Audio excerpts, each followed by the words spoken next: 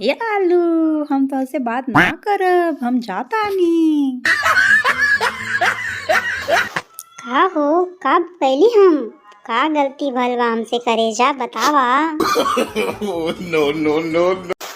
हमके दुल्हन हमके दुल्हन हमके दुल्हन बनाना नहीं तो दूसर लेके जाई, ये जवानिया का मजा कोई दूसर उठाई।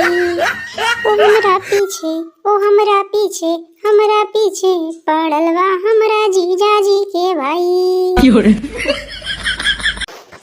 करेजा बतावा ओकर का नाम बा, मार धाड़ कर ओकर सर फोड़ देव हम कुकुर के नाती। अरे तू जो जिकरा के गाड़ी के पीछे बैठा के घुमाता बा वही बा ससुरा, ससुर के नाती हमरा पीछे पड़ल बा हाथ धो के।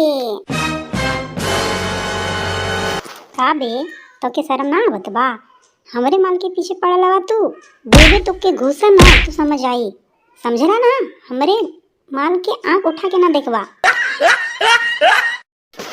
सॉरी भाई सॉरी, हमका माफ कर दा, हमके ना पता रहा कि तोहरा माल बिया ले तो हम आंख उठा के ना देखती, हमरा के माफ कर दा भाई, माफ कर दा।